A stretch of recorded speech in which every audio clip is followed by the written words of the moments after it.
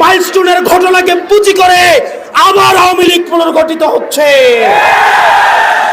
আপনাদেরকে একটা দীর্ঘ লড়াইয়ের প্রস্তুতি নিতে হবে। আপনাদেরকে সচেতন থাকতে হবে, সতর্ক থাকতে হবে। আপনারা দেখেছেন মাইলস্টোনে যখন অনাকাঙ্ক্ষিত ঘটনাটি ঘটেছে, আমরা ভেবেছিলাম ফ্যাসিবাদের পতন হয়েছে, কিন্তু আমরা দেখতে পেলাম মাইলস্টোনের ঘটনাকে পুঁজি করে আবার আওয়ামী লীগ পুনর্গঠিত হচ্ছে। প্রিয় ব্রাহ্মণবাড়িয়াবাসী, আমাদের ফ্যাসিবাদ বিরোধী প্রত্যেকটি রাজনৈতিক দলকে আহ্বান করব, বাংলাদেশের স্বার্থে, আপনার রাজনীতির স্বার্থে, বৃহৎ বাংলাদেশের স্বার্থে ফ্যাসিবাদ বিরোধী প্রত্যেকটি রাজনৈতিক দলকে ঐক্যবদ্ধভাবে আওয়ামী লীগকে মোকাবেলা করতে হবে। একই সাথে সাথে একটি গণতান্ত্রিক উত্তরণের জন্য আমরা যে সংস্কার প্রস্তাবগুলো দিয়েছি, এই সংস্কার প্রস্তাবের আশু বাস্তবায়নের মধ্য দিয়ে একটি গ্রহণযোগ্য নির্বাচনের দিকে যেতে হবে। সেটির পূর্বে দৃশ্যমান বিচার এবং সংস্কার নিশ্চিত করতে হবে। আমাদের আপার হাউসে অবশ্যই অবশ্যই পিআর নিশ্চিত করতে হবে।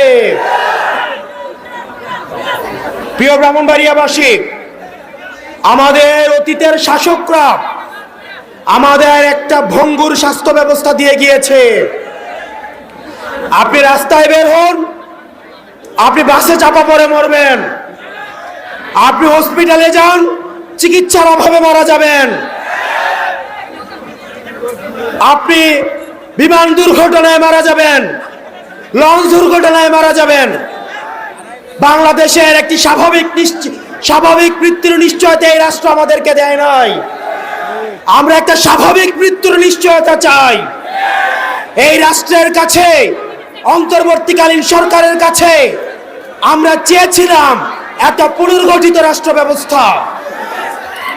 দুঃখজনক বিষয় হচ্ছে, আমাদের সাবেক স্বাস্থ্যমন্ত্রী ছিল ইংরেজিতে অনার্স,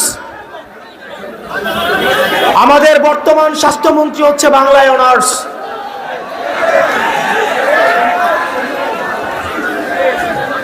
অন্তর্বর্তীকালীন স্বাস্থ্য ব্যবস্থা কোন ট্রায়াল এন্ড এরর কথা ছিল না। যারা দক্ষ এবং যোগ্য মানুষ ছিল তাদেরকে সরকারে বসিয়ে বাংলাদেশের মানুষকে দেখিয়ে দেওয়া উচিত ছিল স্বাস্থ্য ব্যবস্থা কেমন হওয়া উচিত। অত্যন্ত পরিতাপের বিষয়, আমরা দেখেছি একটা ভঙ্গুর স্বাস্থ্য ব্যবস্থা একটা অযোগ্য স্বাস্থ্য উপদেষ্টাকে দিয়ে এই স্বাস্থ্য ব্যবস্থা পরিচালনা করতে। বাংলাদেশে কি কোনো ডাক্তার ছিল না? অযোগ্যতা, অব্যবস্থাপনার একটা ক্লাসিক এক্সাম্পল সেট করে দেওয়া হয়েছে এই স্বাস্থ্য উপদেষ্টার মধ্য দিয়ে।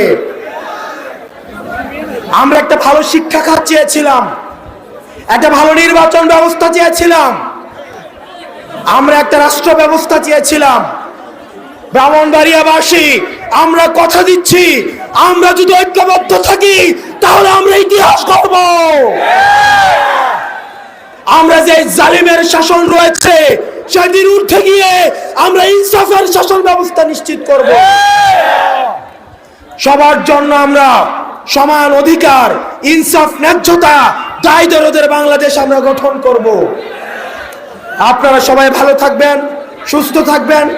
আমার বাড়ি কুমিল্লা, এই ব্রাহ্মণবাড়িয়াতে আমাদের হৃদ্যতাপূর্ণ সম্পর্ক রয়েছে।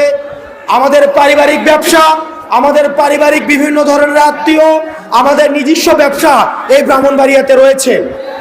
দীর্ঘ অনেক বছর ধরে ব্রাহ্মণবাড়িয়ার সাথে আমাদের যোগাযোগ আছে। আমরা একই সাথে কুমিল্লা ব্রাহ্মণবাড়িয়ার যে হৃদ্যতাপূর্ণ সম্পর্ক সেটিকে আরো সুসংগঠিত করার মধ্য দিয়ে আমরা একটা পুনর্গঠিত বাংলাদেশ গড়ার ক্ষেত্রে এই ব্রাহ্মণবাড়িয়াবাসী, বৃহত্তর কুমিল্লা অবশ্যই বৃহত্তর অবদান রাখবে। আপনারা সবাই ভালো থাকবেন। আমরা সবাই একসাথে, এই মুহূর্তে বাংলাদেশে কোনো কিছু দরকার আছে? সবাই একসাথে, এই মুহূর্তে বাংলাদেশে কিছু দরকার আছে? বিচার আর সংস্কারের দরকার আছে? আমি বলবো বিচার আর সংস্কার এই মুহূর্তে দরকার। সবাই বলবেন বিচার এবং সংস্কার এই মুহূর্তে দরকার।